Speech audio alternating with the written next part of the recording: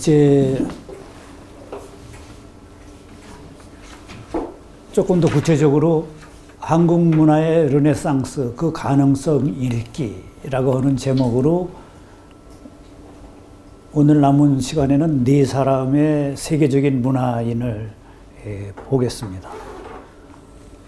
다음 주에는 이제 한국적인 상상력에 대한 이제 발표를 하면서 거기에서 제가 이제 기마타를 소개를 합니다. 그러니까 사진 작가며 사진 철학자라고 저는 이제 보는데요. 그래서 제가 본래 좀 전에 소개드린 제 책에서는 기마타를 다뤘었습니다. 그런데 기마타의 이제 비중이 좀 커져서 기마타를 따로 제가 한국적 상상력이라고 하는 제목으로 국제기후학회에서 발표한 글을 여러분들 텍스트에 있는 게 그겁니다. 그러니까 다음 주에 할 강의가 바로 제가 이제 한알적 상상력이라고 하는 한국적인 상상력을 규정하면서 그 대표적인 예술가로 기마타를 들었습니다. 오늘은 기마타 대신에 이제 강익중 선생님을 놓습니다. 그래서 먼저 기술과 예술의 조화, 백남준의 동도서기 실현. 백남준 선생님이 이제 동도서기를 실현했다라고 저는 여기서 감히 주장하는 건데요. 그러니까 서양의 물질 문명이 들어오던 20세기 초에 어떤 사람이, 어떤 선비가 그렇게 얘기를 했어요. 우리가 돈은 지키고, 동양의 돈은 지키고, 서양의 기술 문명은 받아들이자. 그래서 동도서기가 우리가 나아갈 길이다. 라고 그렇게 주장을 했어요. 근데 사실은 일본의 식민지가 되고, 그 다음에 미국적인 그 통념적인 실용주의가 들어오면서 동도서기는 아예 싹 사라지고 서도서기가 되어버렸죠. 그런데 그 와중에 이제 동도서기를 구현하려고 노력한 사람들이 있었는데 그 중에 대표적인 사람이 이제 백남준 선생님이라고 써있어요. 그래서 앞에서 다음에 다룰 윤희상 선생님도 어떻게 보면 동도서기의 예이고, 그 다음에 성효상 선생님도 그렇고, 그 다음에 강익중 선생님도 그렇고, 결국은 그분들이 가지고 있는 문화가 뭐겠어요? 한국인으로서 한국인의 역사와 문화 속에서 그 사람이 배운 거거든요. 그래서 그분들 모두가 결국은 알게 모르게 유불선 그리스도교를 아우르는 그런 문화적인 어떤 새로운 것을 만들려고 노력을 했어요. 이 얘기하기 전에 잠깐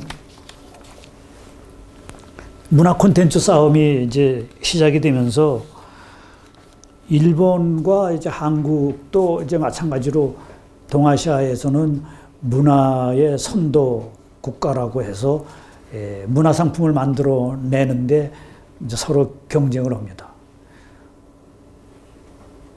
제가 시작에 얘기 드리려다가 안 드렸는데 그거는 뭐냐면은 텍스트에는 맨 앞에 나와 있죠. 아마 그거는 좀 꽤 오래됐어요. 21세기 초반의 이야기니까 어느 그 국영방송인지 어디서 한 거를 잠깐 봤는데 거기서 네덜란드에 있는 어느 김나지움 학생들 한 반을 가서 그 학생들한테 동아시아의 문화에 대해서 여러분들이 알고 있는 것을 그림으로 표현해봐라 라고 이게 과제를 주고 그것에 대해서 한번 같이 얘기 나눠보자 라고 그랬답니다. 그래서 나중에 이제 그 사람들이 그림, 이미지 그린 걸 다 수고해서 이게 보니까 그 중에 60%인가 70%인가가 일본이에요, 일본. 일본에 소위 말하는 기모노 입은 기생 그림을 많이 그려요. 그 다음에 30%인가가 중국이고, 그 다음에 나머지 10%가 베트남, 인도네시아, 한건 하나도 없었어요. 그런 식으로 일반 젊은이들한테 알려져 있는 그 동아시아 문화 하면은 그 사람들은 일본을 생각한다 이거죠. 제가 읽은 책 중에 하나가 이런 책이 있었습니다. 동양은 서양을 어떻게 계몽하였는가 라고 하는 책 제목, 외국 사람이 쓴 책이에요. 그러니까 사실은 제가 가끔씩 얘기를 하지만 서양이라고 하는 데가 처음부터 그렇게 문화가 높았던 데가 아니에요. 서양은 12세기, 말씀드렸듯이 12세기, 13세기까지는 아랍 문명권만 거기도 못 미쳤어요. 의술이라든가 이런 것이 형편없다고 그래요. 그래서 제가 읽은 책 중에 하나는 어떤 의사가, 하여간 그 당시에 우리가 서양에 있는 의사가 어느 환자를 하나 만나는데 그 환자가 다리에 어디 상처를 입어가지고 피가 많이 나고 고름이 많이 나고 그러나 봐요. 그래서 그 의사한테 찾아갔더니 그 의사가 이렇게 관찰해 보더니 다리를 잘라야 된다고 그러더래요. 잘리지 않으면은 이게 썩어서 퍼져들어가지고 죽는다고. 그러니 어떻게 의사의 말을 들어야 하잖아요. 그래서 의사 말을 들어가지고 잘리기 위해서 이제 동원된 게 도끼죠.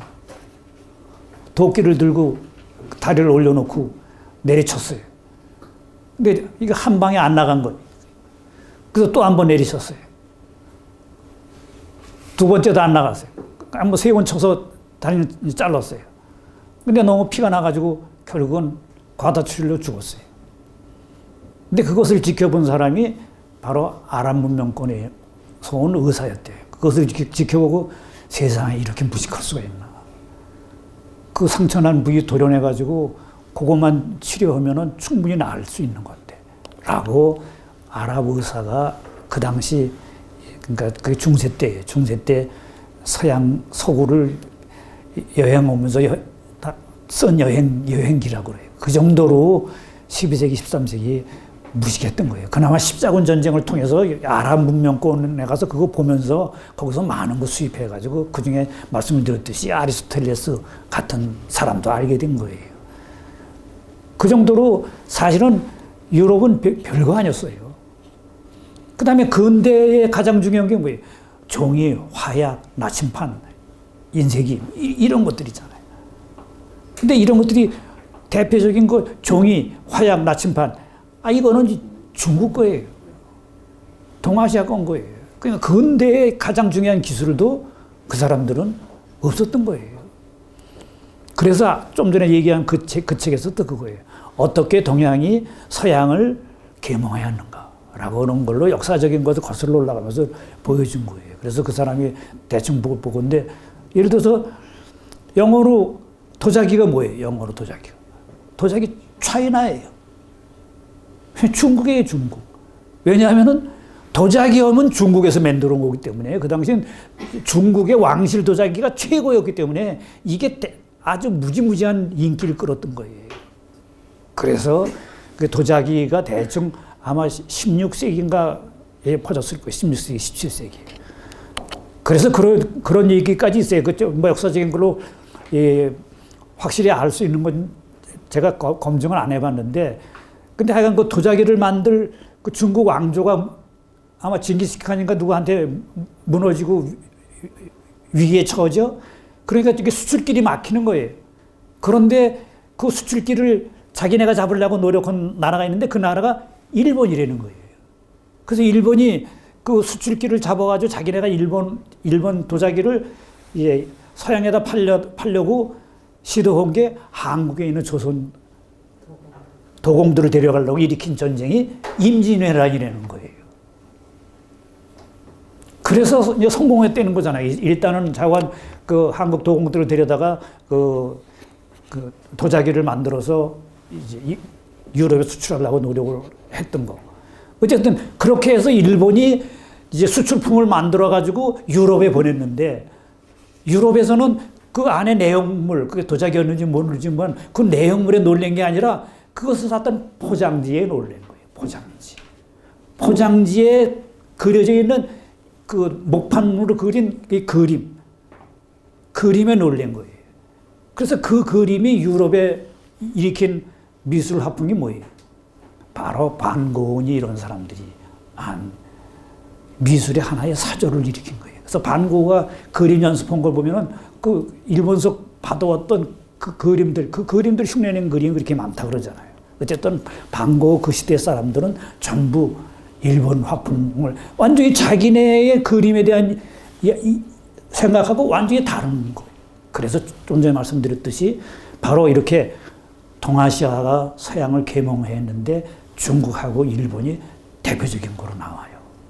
예, 그런데 거기에 불행하게도 말씀드렸듯이 한국은 중국의 도공을 제공하는 걸로 계몽을 했는지 몰라도 예, 그렇습니다. 어쨌든 이제 20세기 후반, 이제 21세기 와서 다시 한번 이제 한국과 일본이 이제 중국도 가담을 하고 있죠. 이제 콘텐츠를 건 싸움을 벌이고 있습니다. 일본서는 이제 명품 콘텐츠를 개발해서 이제 세계에 이걸 유통시키기 위해 가지고 내건 전략이 신기술 플러스 전통문화. 그러니까 전통으로 돌아가야 된다는 거예요. 전통으로. 이거를 이 사람들은 뭐라고 그랬냐면 네오 제페네스크. 그 이름을 영어로 붙였어요. 네오 제페네스크. 그래서 그것은 신일본 양식이라고 하는 말이죠. 신일본 양식이라고 하는 말이에요. 그래서 이거는 전통의 뿌리를 둔 일본 다움을 강조하면서 경쟁력을 높이는 문화 전략을 당해한 거죠. 우리는 또 일본이 그렇게 나가니까 우리는 또 흉내는 잘 내잖아요. 우리도 뒤질세라 1년 뒤에 낸 게 코리아 프리미엄 이런 거예요. 코리아 프리미엄. 그런 전략을 2006년에, 그러니까 일본이 2005년에 했는데 우리는 2006년에 코트라가 이제 국가 브랜드 가치를 높이기 위해서 코리아 프리미엄이라는 전략을 수립하고 전담 조직인 국가 브랜드 관리 본부를 설치합니다. 그건 이름이 낯이 있죠. 국가 브랜드 관리 본부. 그래서 외대에 계신 한 분도 신방과에 있는 교사 한 분도 바로 여기 국가 브랜드 관리 본부에 있다고 얘기를 들은 적이 있어요. 바로 여기서도 이제 강조하는 게 그겁니다. 신기술의 전통 문화. 그러니까 한국적인 문화를 하이터치해야 된다 이죠. 기술만 가지고는 승부가 안 된다. 그래서 우리 스마트폰 중에서 그 한글 디자인이 있는 그 스마트폰이 잘 나갔다 그러잖아요. 그래서 그 한글 디자이너, 패션 디자이너 그 사람이 누구죠? 이상. 저도 갑자기 마지막 글자 생각이 안 나네요. 여러분들도 다 마찬가지입니까? 예, 한번 그분이 있죠. 바로 거기서도 그겁니다. 그러니까 디자인이 중요하다 이거죠, 디자인이. 근데 그 디자인이 이제 우리의 전통 문화적인 요소를 가미해야 된다는 거예요. 일본도 그랬듯이. 그래, 근데 그런 면에서 제일 사실 앞장간 사람은 백남준 선생님이에요. 백남준 선생님은 이제 한국의 천지인 합일 사상, 이것의 바탕에서 최첨단 기술을 인간화시켜서 기술과 예술, 그리고 인간이 공존해 갈 수 있는 상생의 지혜를 제시합니다. 기술과 예술, 그리고 인간이 공존하는. 그래서 인간화된 예술, 인간화된 기술, 이를 얘기를 합니다. 이게 유럽서 이제 대단한 선풍적인 화두를 던지게 됩니다. 그래서 미학의 이제 고전이 됐나 그러죠. 인간화된 예술이라는 이 말은. 그래서 이제 백남준 선생의 작품을 이제 몇 개를 감상을 해보면요. 이제 TV 부처하고 이제 텔레비전 정원이라고 하는 건데, 이거는 나온 텍스트를 한번 같이 보면서 살펴보죠.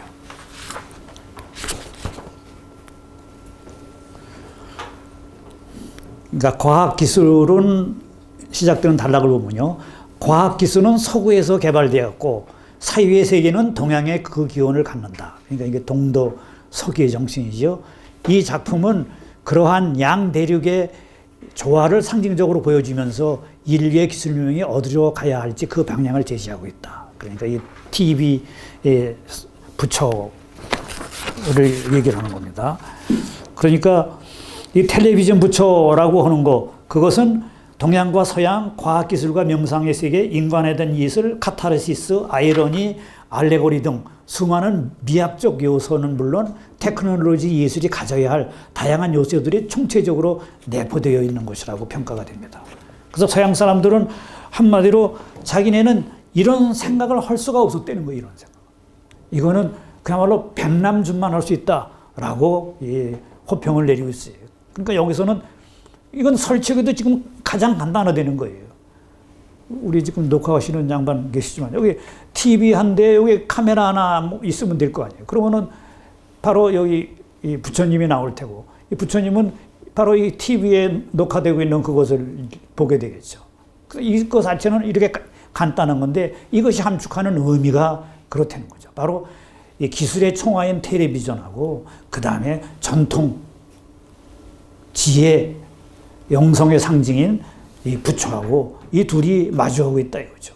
바로 기술의 시대에 바로 이런 영성적인 것이 어떤 식으로 융화가 되어야 할지를 그 문제를 제기하면서 또 나름대로 답을 모색하는 이제 그런 거라고 보죠. 예, 텔레비전 정원은 텍스트에 나와 있는 것을 이제 한번 이제 보도록 하고요.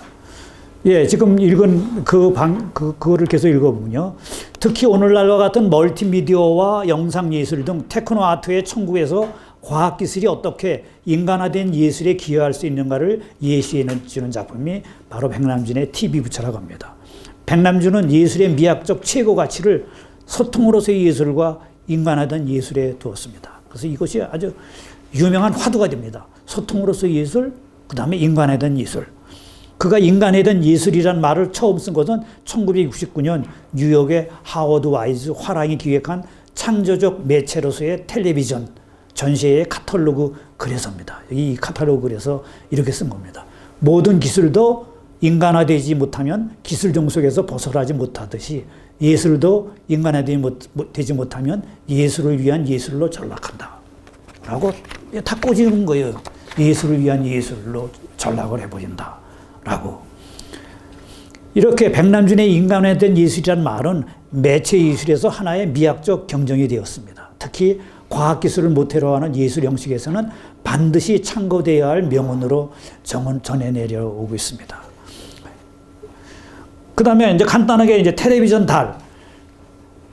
달에서는 텔레비전 모니터 속에 가득 찬 둥그렇고 하얀 달의 이미지를 생산하여 비디오 예술의 일단을 보여주었습니다. 텔레비전은 테크놀로지의 산물이지만 그 속에 담긴 둥그런 보름달, 초생달은 감성의 극치입니다.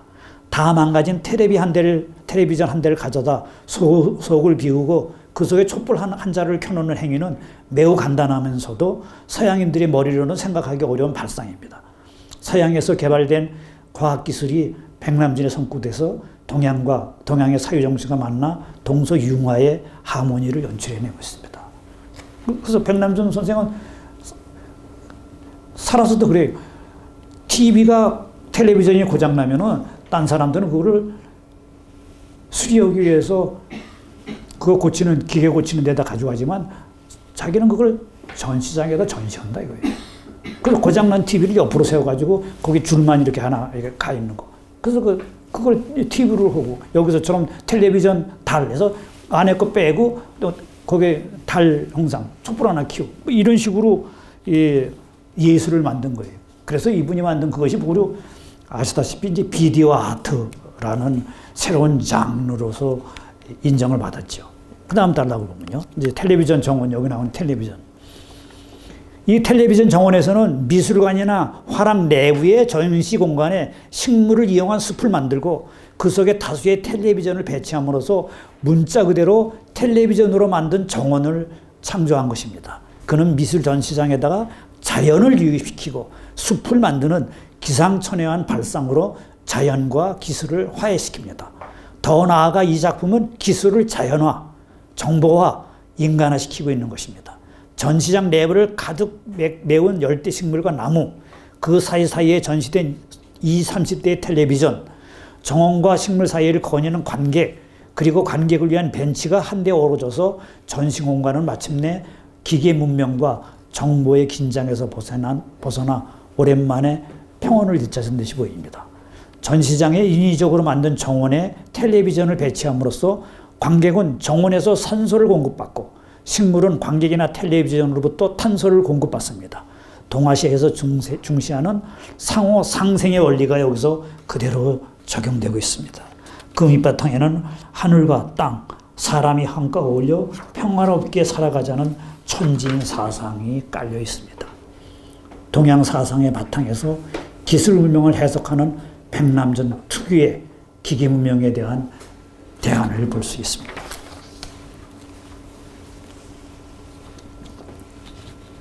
이게 이제 백남전 선생님이 이제 TV 가지고 고장난 TV 가지고 활용하는 겁니다. 이렇게 TV 침대, 그 다음에 텔레비전 속의 백남전.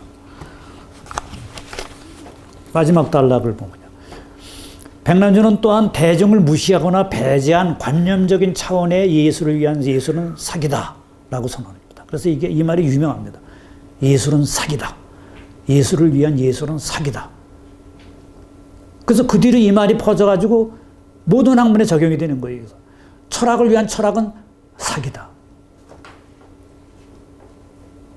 그래서 저도 철학을 가리키는 사람으로서 지금 이 사기가 너무나 많이 자행되고 있는 거예요.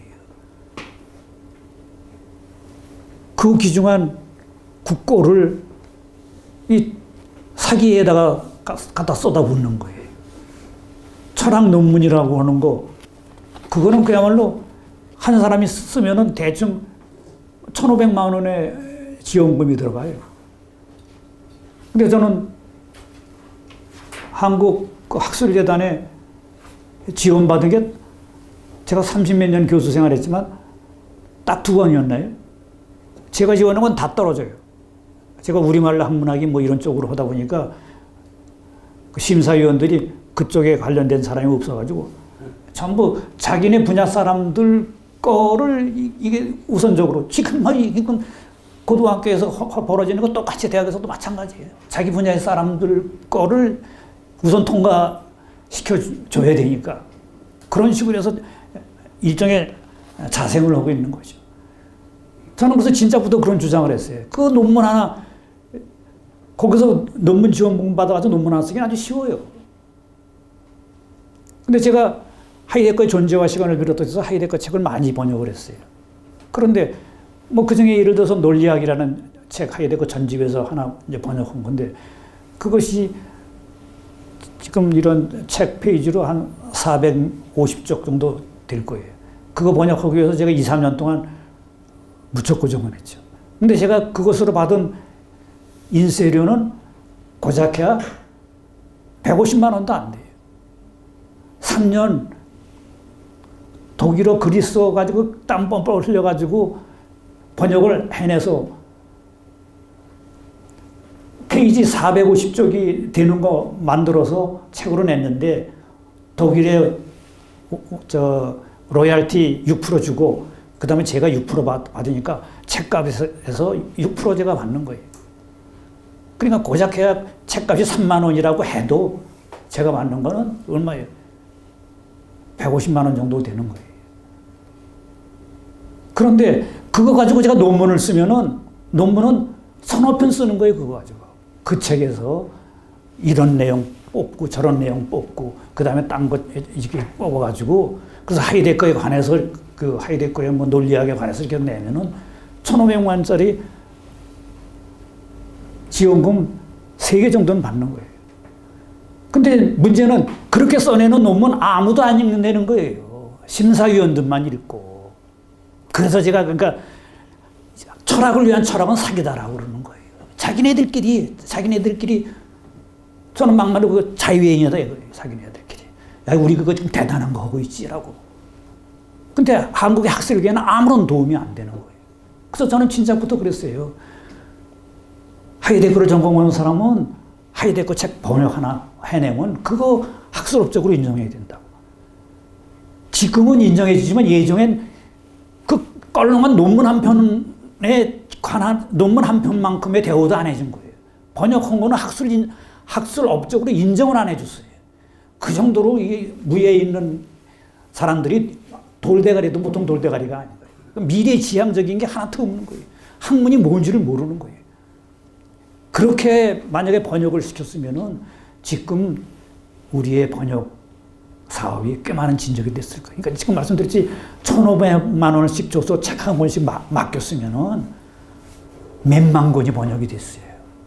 근데 지금은 이제는 그래서 번역 지원 사업을 확진해서 하고 있어요. 그런데 아시다시피 이미 이제 때가 늦은 거예요. 이제는 우리가 이 유럽의 고전들, 그리스어, 라틴어 하는 사람, 이런 사람 키우지도 않았고, 이제 고작해야 이제 근대어 할 줄 아는 사람인데, 영불도 크는 사람들. 그 사람들을 통해서 이제 고전을, 그나마 그 사람들이 쓴 서양의 고전들을 빨리 옮겨와야 된다고 봅니다. 예, 지금 제가 말씀드렸듯이 하이데거는 100권의 전집을 냈는데, 그 중에 번역된 거는 글쎄, 한 지금 20권 정도일까요? 나머지는 아직도 전혀 번역이 안 됐어요. 그런데 일본은 그런 건 나왔다 하면은 몇 년 내로 다 번역을 합니다. 그래서 일본의 지적 수준을 우리가 따라갈 수가 없는 거예요. 그러니까 우리는 또 아직도 일본어 할 줄 아는 사람은 아직도 또 일본어 싹 보고서는 그거 슬쩍 해가지고 논문 하나 쓰는 거예요. 논문 하나 쓰긴 그래서 쉬운 거예요. 그 어려운 고전에 대한 일본어, 영어 쪽에 나온 글 가지고 마치 자기 거 있냐. 그게 진짜 뭐예요? 일종의 도용이라고 그러나요? 학문, 지식 도용이죠. 그러니까 오히려 지금 우리는 자기 책을 인용한 거 가지고 그거 가지고선 뭐니 하는데 자기 사상을 발전시키기 위해서는 끊임없이 자기 것 하고도 확장시켜 나가고 재해석해 나가고 그래야 돼요. 그래서 그거는 오히려 논문 새로 써먹었다라고 해가지고서는 그걸 문제 삼는데 그거 문제 삼는 게 아니라 이제 진짜로 그렇게 가짜로 적당히 논문 써내는 사람들, 그런 사람들을 사실은 찾아내야 돼요. 예, 이상이 이제 백남준 선생님의 생각. 어쨌든 지금 말씀드렸듯이 몇 가지는 대단한 화두를 던진 사람입니다. 예술은 소통이다. 인간에 대한 예술. 예술을 위한 예술은 사기다. 라고 하는 거는 완전히 20세기 후반에 예술계를 뒤엎은 화두였습니다. 그 다음에 이제 삶을 짓는 우리의 건축. 숭효상의 비움의 미학.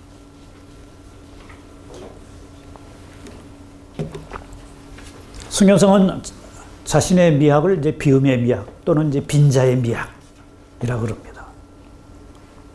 숭효상은 근대 이후 전 세계를 평정한 서양의 건축관에 한국발 건축의 인용을 맞세우며 생명을 생각하고 자연을 보존하고 민중과 함께하는 새로운 차원의 건축 미학을 주장하여 세계적 건축가들로부터 그 창의성을 인정받았습니다.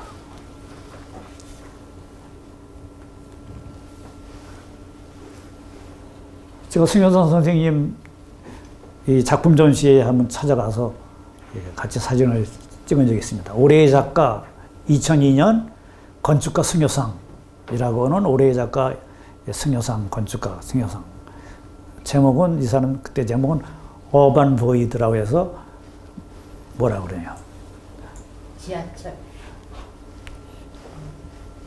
어반은 그러니까 위성도시를 말하죠. 이 사람이 아마 파주를 이 사람이 설계한 거예요. 그러니까 지금 여기가 파주시 전체를 모형으로 만들어 놓은 거였어요.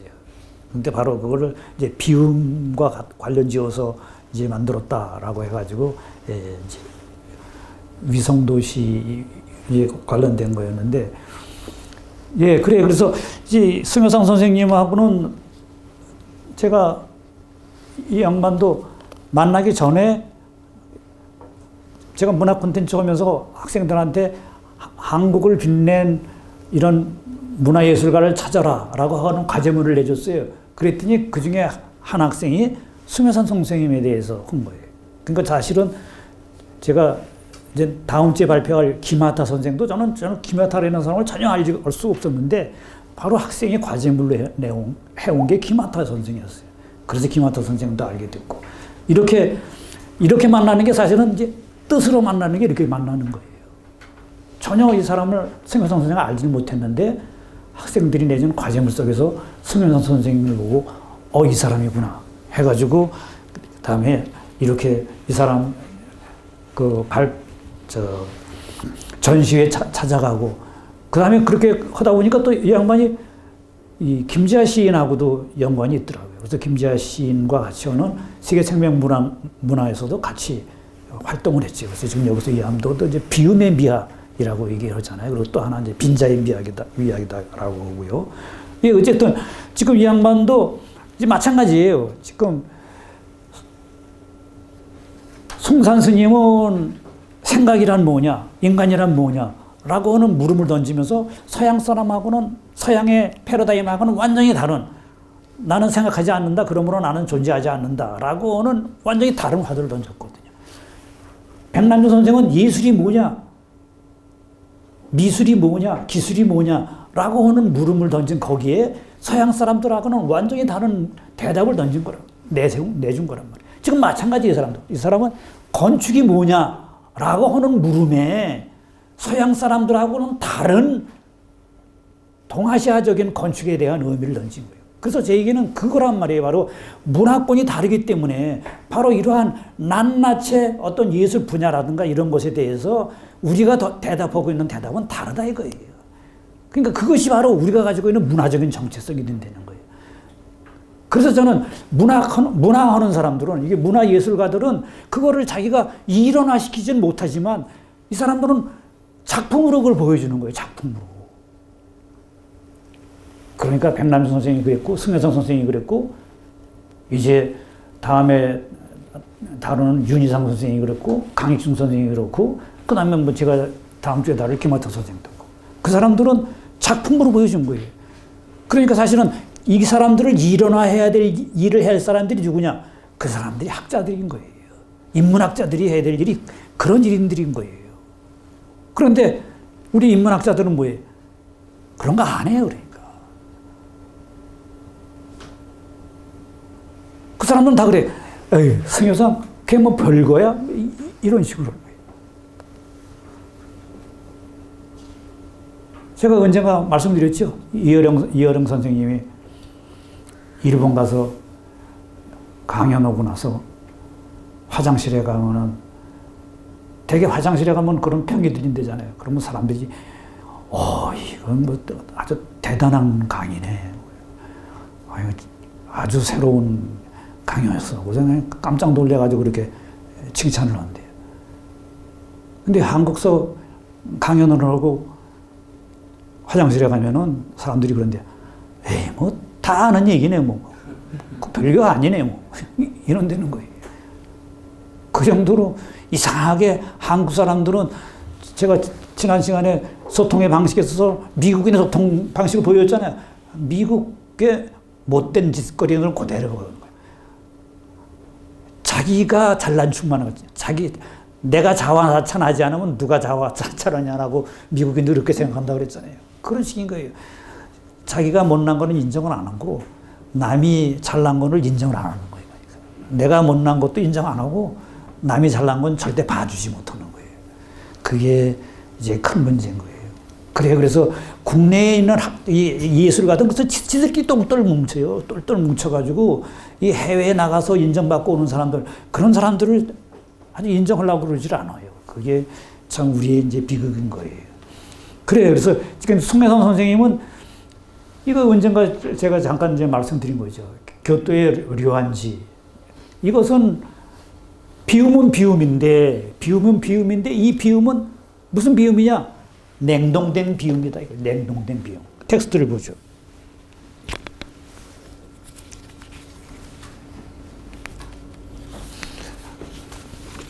예, 그러면 류안지 얘기 나오기 전에 예, 건축에 대한 얘기부터 죠.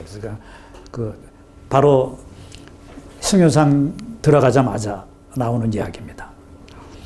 그러니까 제가 말씀드렸듯이 서양의 건축관에 대해서 이제 한국적인 건축관을 맞세우는 겁니다. 그래서 한국의 건축관을 이 사람은 생명의 소통성이라고 얘기를 합니다. 둘째 단락부터 보면요. 건축은 한자로 이제 건축인데 이것은 그 의미를 제대로 담지 못한 말이며 일제시대 일본인들이 만들어낸 용어이다. 그래서 승효상은 세우고 올린다는 물리적 운동만을 뜻하는 이 단어로는 우리의 삶을 지배하게 되는 건축의 오묘함을 설명하지 못한다라고 말합니다. 영어의 아키텍처가 오히려 건축이라는 뜻보다는 조금 낫다고 보는 거죠. 으뜸 혹은 크다라는 의미의 아크와 기술 혹은 학문이라는 뜻의 텍트라는 라틴어의 어원을 둔 이 영어 단어를 직역하면 원학 또는 큰 기술이 됩니다. 그래서 서양에서는 이 정도로 건축을 중요시했습니다. 심지어는 그리스도교의 하느님을 뜻하는 단어는 건축이라는 단어에 정관사를 붙인 the architect입니다. 그러나 승효상이 보기에 이 단어 역시 건축의 중요성을 강변하는 데는 적합할지 모르나 건축을 본질적으로 설명하는 데는 충분하지 못하다고 봅니다. 그래서 우리에게는 예전에 건축이라는 말 대신 좋은 단어가 있었는데 한자 말이긴 하지만 영조가 그것입니다. 가꾸어서 만든다라는 뜻인데 생각을 집어넣고 가꾸어서 이루는 것이므로 단순히 기술적인 문제가 아니라 정신이 들어갑니다. 이보다 더 적확한 말은 우리말 짓다입니다. 집은 만들어 세우는 것이 아니라 짓는 것입니다. 밥을 짓고 농사를 짓고 시를 짓고 옷을 짓듯이 집을 지어서 만드는 것입니다. 이때 짓는다는 것은 어떤 재료를 가지고 생각과 뜻과 마음을 통하여 전혀 다른 결과로 변화시켜 나타낸다는 것을 말합니다. 그것은 단순한 물리적 행위가 아닙니다. 사는 방법을 만드는 것이 건축이라는 뜻이 우리말 속에 담겨 있습니다. 이렇게 승효상은 건축은 집을 짓는 것으로 끝나지 않는다고 말합니다. 오히려 집은 하부 구조일 뿐이고 그 집 속에 담기는 우리들의 삶이 비로소 그 집과 더불어 건축이 되는 것입니다. 우리는 삶을 짓는다는 것이 건축의 보다 분명한 뜻이라는 말입니다. 그렇다면 이러한 좋은 건축의 목표는 무엇입니까? 당연히 우리 인간의 삶의 가치에 대한 확인입니다. 우리들의 선함과 진실됨과 아름다움을 날마다 새롭게 발전하게 하는 건축이 참으로 좋은 건축이라고 승효상은 봤습니다. 그래, 그러면 이제 류안지 얘기가 나오는 건 이제 다음 단락. 그 다음 단락은 이제 서양의 건축을 비판하죠. 서양의 건축은 계급도시, 계급사회를 만들기 때문에 그 사람들이 얘기하는 마스터 플랜이라고 하는 거, 거기에는 이제 전지전능의 이름으로 이루어진 것들이 있는데 그 모든 도시들의 등급이 매겨져 있다 이거죠. 그래서 그거는 계급화된 계급도시이다라고 해서 지금 현대의 이런 생명의 소통성하고는 거리가 멀다라는 거죠. 이제 비움의 미학으로 들어가면 현대 건축에서 빈 공간, 비움, 여기서도 아까 얘기한 void도 그래서 비움이죠. 비움이 중요한 화두로 떠오르고 있습니다. 서양의 건축가들은 비움의 실체로 일본의 류안지의 마당을 자주 언급합니다. 그러나 류안지의 마당은 비어있지만 아무도 들어갈 수 없고 어떤 것도 움직여질 수 없으며 마치 투명한 얼음 덩어리로 가득 차 있는 듯합니다. 류안지의 마당은 공간의 물질성을 극명하게 보여주는 좋은 사례입니다. 무거운 고요와 정적의 희감긴 그 마당은 비움의 아름다움을 극적으로 만나게 합니다. 그러나 그 비움은 냉동된 비움이며 이미 오래전에 결정된 것이고 어떤 의미에서는 우리의 일상에서는 죽어 있는 것입니다. 그에 비해 우리의 옛집에 만들어진 마당은 우리의 일상에 존재하는 살아있는 비움이며 항상 그 형상과 기능이 결정되지 않았지만 그 불확정성이 긴장을 조성하며 창조적이고도 특별한 기억을 만들게 합니다. 그리고 승효상 선생님은 저 달동네를 또 한국의 달동네를 특별한 의미로 설명을 합니다. 그러면서 이탈리아라든가 이 스위스 이런 데 가면은 거기도 예전에 달동네들이 많았어요. 그 달동네들이 지금은 큰 경관이 돼가지고 다 관광지가 되고 있잖아요. 그러니까 그거를 전부 그대로 살려가지고 새롭게 조성을 한 거죠. 우리는 어떡합니까? 달동네 싹 없애버리고 그냥 또 쭉쭉쭉 아파트를 세워놔가지고 인간미를 싹 없애버리는 거죠. 생명의 소통성을 싹 죽여버리는 거죠. 승효상은 달동네에서 아름다운 공동성과 민주주의를 봅니다. 달동네에서는 모두가 비슷하고 동등하게 살아갑니다. 달동네는 못 살기 때문에 아직 많은 것을 공용으로 해결해야 합니다. 길은 통행로가 아니라 모여서 놀기도 하고 물을 저장하기도 하고 빨래도 널고 발표나 집회를 하기도 하는 공공의 장소입니다. 달동네는 개인 사유의 영역은 적고 공공의 영역은 극대화했습니다. 우리가 쓸모없이 버린 공간은 도시와 소통할 수 있는 비움의 공간이 됩니다. 막연히 비워두고 그것만 쳐다보게 하는 얼어붙은 비움이 아니라 버려져 있지만 소통하는 공간으로 건축화하는 것이 좋은 건축입니다. 승효상은 아름다운 공동성을 만드는 것이 자신의 건축이 지향하는 것이라고 말합니다.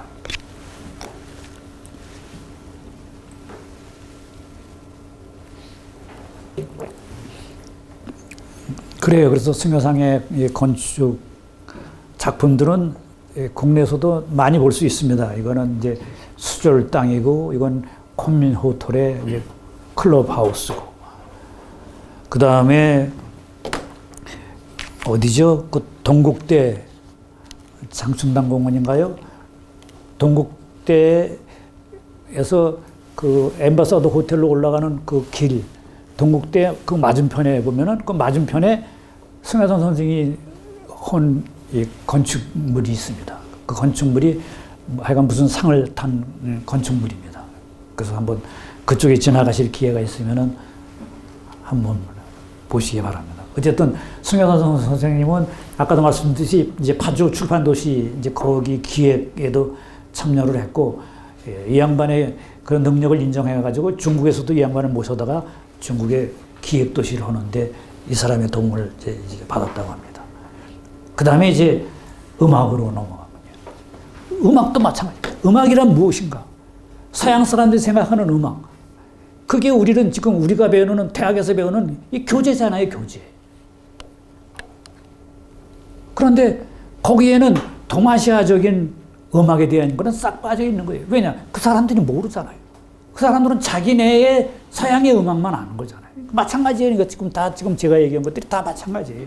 신에 대해서도 마찬가지고, 인간에 대해서도 마찬가지고, 지금 예술에 대해서도 마찬가지고, 건축에 대해서도 마찬가지고, 마찬가지인 거예요. 지금 음악에 대해서도 마찬가지인 거예요.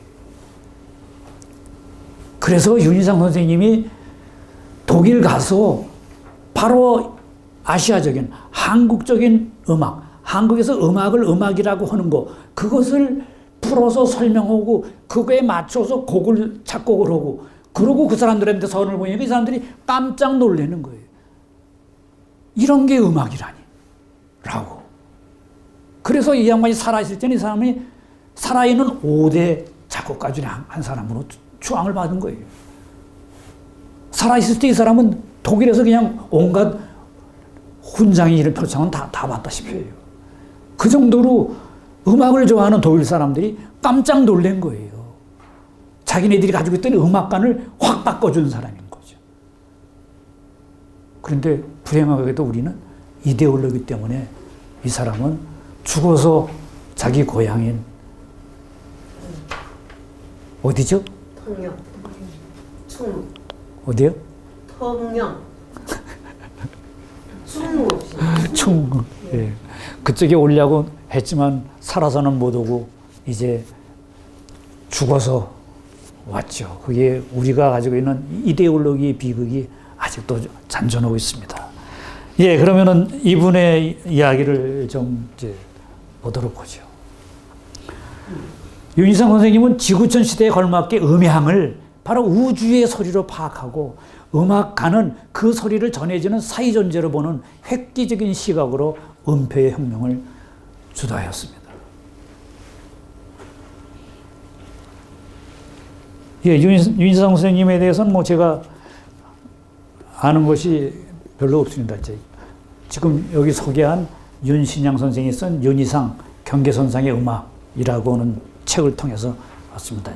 이 책이 그 책인데, 그래서 이 책을 통해서 이제 공부를 하면서 아까 말씀드렸듯이 이제 이 책에다가 윤희상 선생님을 이제 소개를 했습니다. 그랬더니 언젠가 어느 자리에서 바로 이 책의 저자인 윤신양 선생님이 저한테 인사를 왔어요. 그래서 그분하고 이제 뜻이 통하는 얼봇이 돼가지고 그분이 자기가 쓴 이 책을 저한테 선물을 했습니다. 그러니까 우리 세상에 이제 뜻으로 통하고 얼로 통하는 그런 세상이 더 이제 끈끈해지는 겁니다. 이 사람은 독일에서 바로 윤희상 선생님, 아마 몰라도 이 책인 것 같아요. 이 책으로 학위 논문을 쓴 거예요. 독일 쾰른 대학에서 이걸로 음악학 박사 학위를 딴 거예요. 그래서 윤희상 선생님에 대해서 그야말로 이론적으로 이제 공부한 사람이고, 국내에 있을 땐 자주 뭐 가끔씩 연락하고 있었는데 언젠가 마지막으로 연락했을 때 베를린으로 간다라고 하는 이야기로 갔습니다. 그래서 아마 베를린 교수로 가신 것 같아요. 어쨌든 말씀드렸듯이 독일에서는 윤희상 선생님에 대해서 이제 꽤 인정을 해주기 때문에 지금 이 양반이 쓴 것도 바로 경계선상의 음악, 그러니까 두 세계에서의 음악, 서양 세계, 동양 세계에서의 그 둘을 통합시키는 음악이다라고 하는 차원에서 아무도 뭐 지금 이 윤신양 선생님처럼 그렇게 이 양반에 대해서 자세하게 다룰 수는 없겠죠. 지금 이분의 말을 조금 한번 보면요. 내 음악은 나 개인의 것이 아닙니다. 내 음악은 우주의 큰 힘, 눈에 보이지 않는 큰 힘에 의해서 이루어진 것입니다. 우주에는 음악이 흐릅니다. 이 흐르는 우주의 음악을 내 예민한 귀를 통해 내놓을 뿐입니다.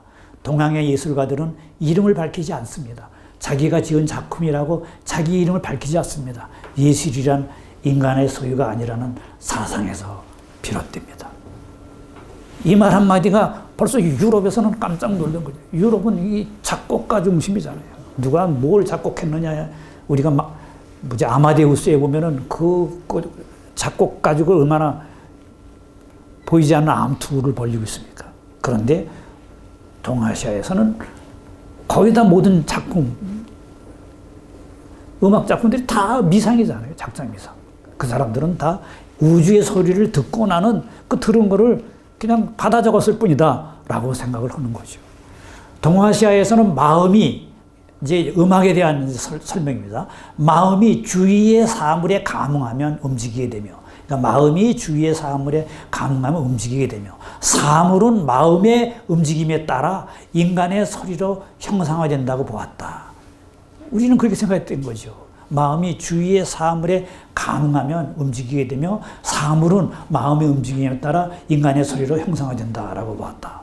그래서 우리는 닭이 우는 소리, 개 짖는 소리, 이런 모든 소리들을 우리의 소리로 했는데, 그야말로 우리 말로 내는 그런 의성음들이 세계 어디를 가서 봐도 가장 그 심성에 가장 가까운 소리를 내고 있어요. 그래서 소리는 서로 응하게 되어 있으므로 응하는 데 따라 변화가 생긴다. 소리가 변화하여 일정한 틀을 이룬 것을 음이라고 한다. 그러니까 소리가 서로 응하게 되어서 서로가 변해서 일정한 틀을 이루게 되면 그것이 음이라 하고, 이 여러 음을 배열하여 그것을 연주해서 춤추는 데에 이르는 것을 악이라고 한다.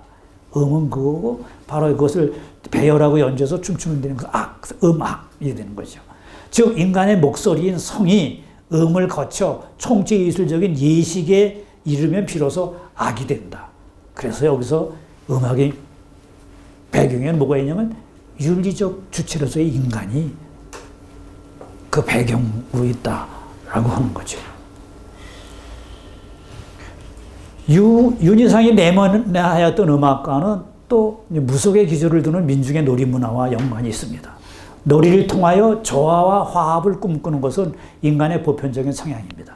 윤희상은 무속에서의 무에서 이야기하는 치유할 수 없는 것을 극한까지 경험하였고, 이를 토대로 끊임없는 창작을 불태웠습니다. 작곡자는 그가 몸담고 사는 세계를 자기와는 무관하게 볼 수 없다. 인간적인 고뇌, 억압, 부당함, 이 모든 것이 내 생각들을 지배한다. 나는 어디든지 고통, 부당함이 있는 곳에 내 음악을 통하여 같이 말할 것이다 라고 자기의 생각을 밝혔습니다.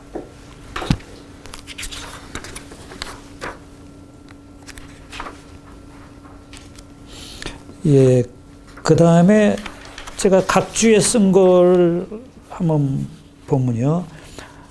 각주 277 번호가 아마 같죠? 277. 나는 지금 어디에 있으며 어떤 길을 가야 하는가? 그래서 나는 우리의 전통음악을 다시 성찰하고 분석하기 시작하였다. 나는 아시아의 음들은 유럽의 그것과 완전히 다르다는 사실을 깨달았다. 한 음이란 살기 위해 그 자체가 완전히 형태적으로 존재하였다. 아시아적 음 고유의 특수성이 바로 내 음악의 출발점이 되었다. 이렇게 얘기하고 있어요. 그 다음 각주요. 서양 음악에서 개별음은 한 선율 내에서 수평적으로 화성 속에서 수직적으로 한 그룹에 속할 때 그 의미를 지닌다. 개별음들의 결합과 함께 음악적 현상이 일어난다. 그러나 동양의 우리에게 개별음은 음악적 현상이다. 각 개별음은 그 고유의 삶을 가지고 있다. 그래서 우리의 판소리라든가 이런 것에서 하나의 음이 계속 살고 죽고 하는 것을 이제 살펴보고 있습니다. 예, 그 다음요.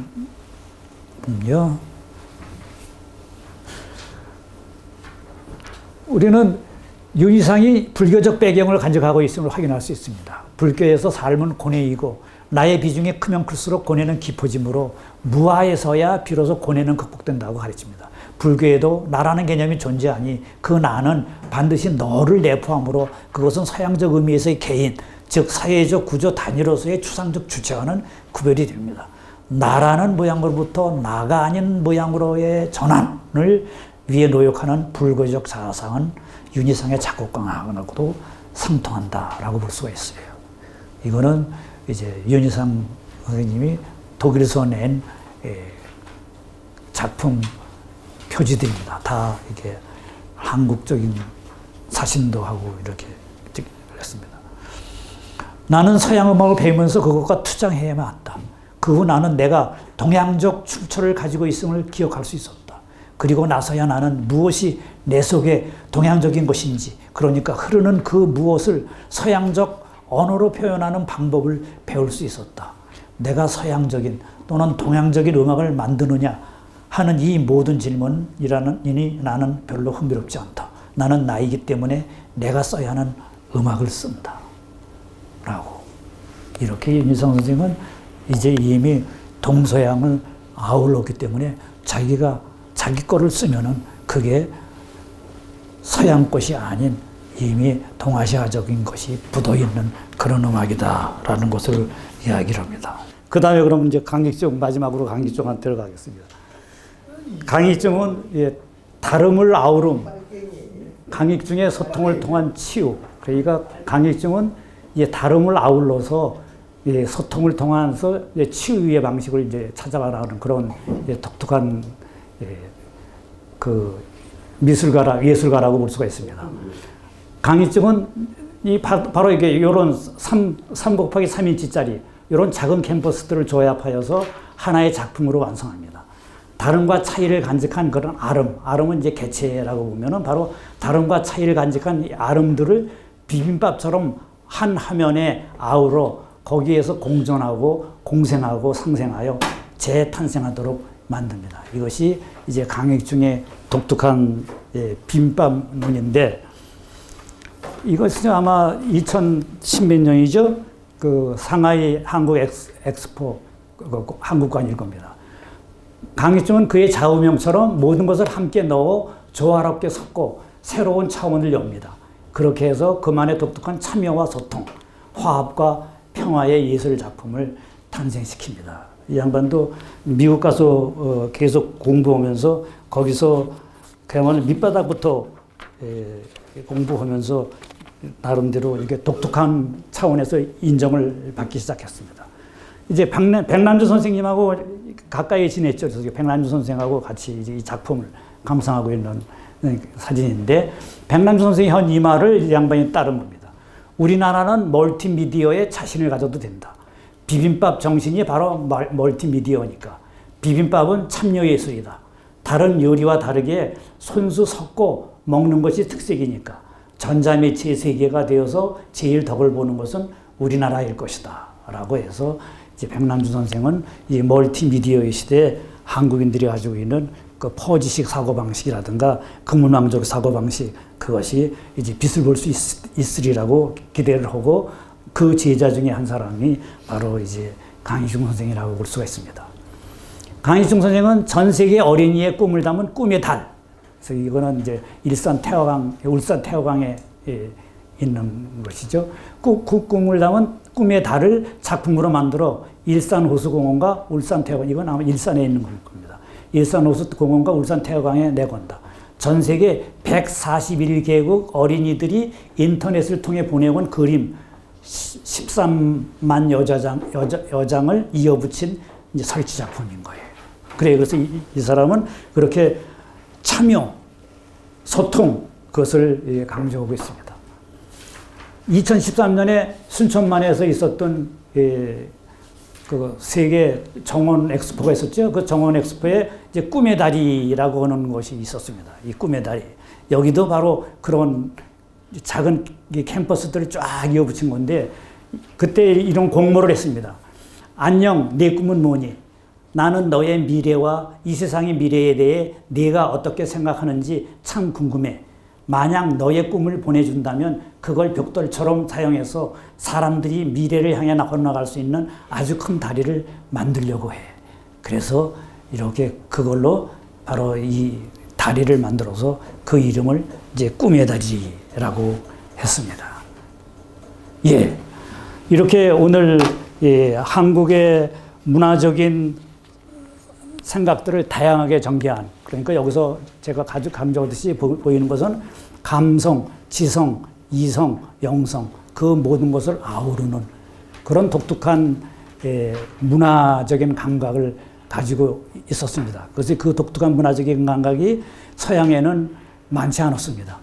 그래서 이제 21세기 문화의 세계에 한국적인 감성이 세계에 통한다라는 것을 볼 수가 있습니다.